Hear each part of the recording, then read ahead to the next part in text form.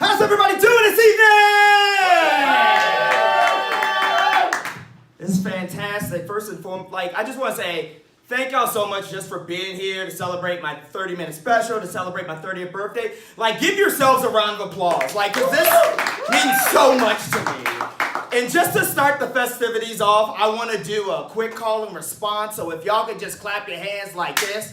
Clap, clap, clap.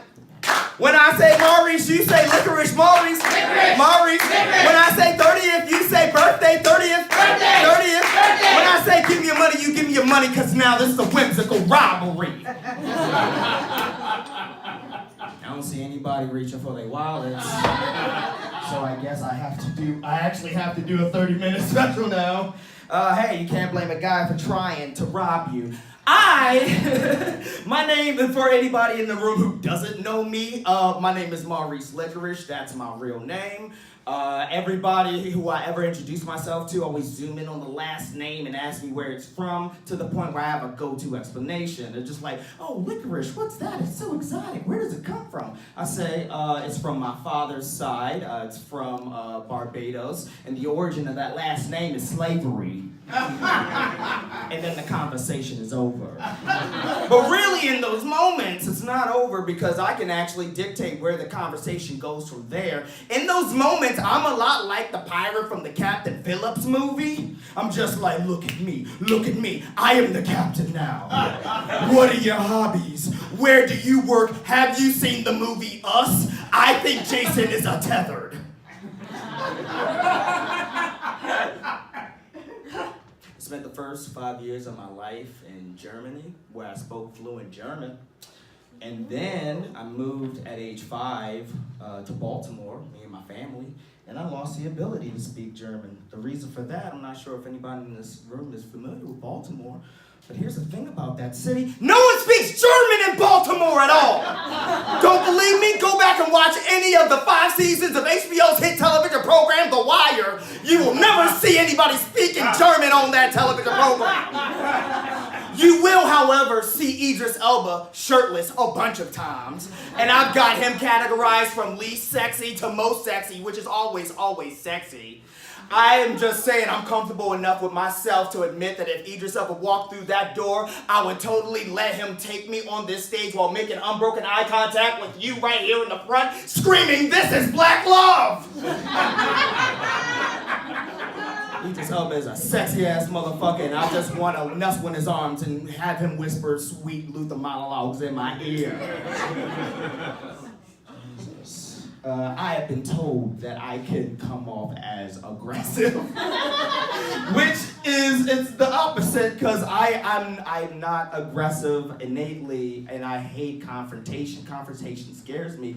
The scariest thing to me that can ever happen is to get into an altercation with a New Yorker, and then they just yell out loud, "Whose mans is this? Somebody get your mans!" And I'm the mans in question.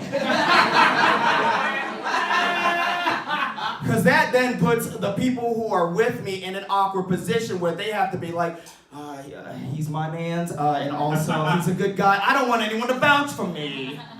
The reason for that, it just seems like a situation where nobody asks whose man's is this in a positive way. No one is like, whose man's is this? Because he's out here donating clothing to the homeless, and I want to cheers him up, you know? It was just like, get your mans. He's out here solving the theory of relativity. No one's doing that at all.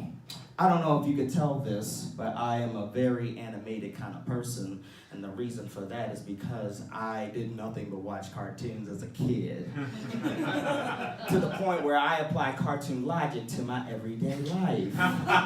Like, example, anytime I'm single, cartoon logic dictates that for every Mickey Mouse there's a Minnie Mouse, for every Donald there's a Daisy Duck. That means that somewhere out there is my one true love, and she's going to look exactly like me, but with a bow and a skirt on, and her name is probably going to be Monique Spearmint.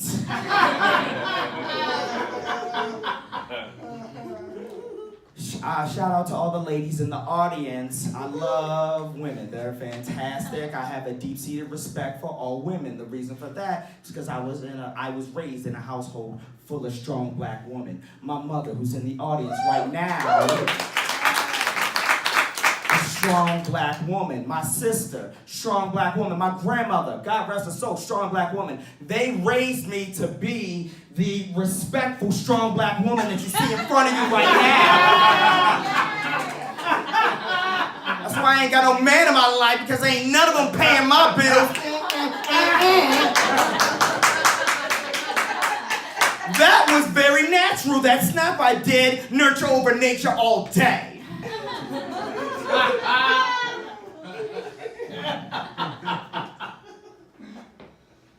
I graduated from Howard University.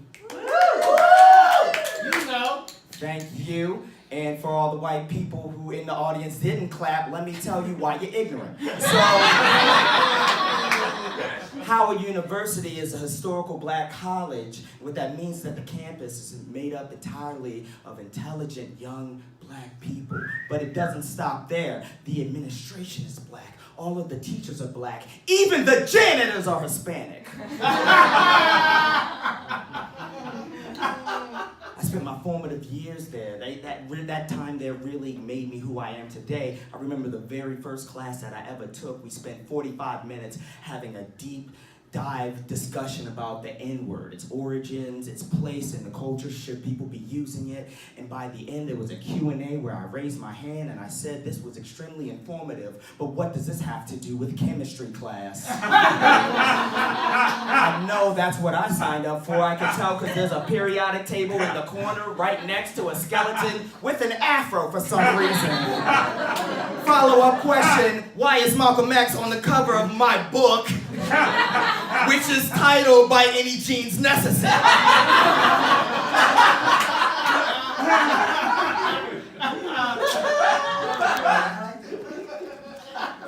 Thank you for letting me know that you like that one.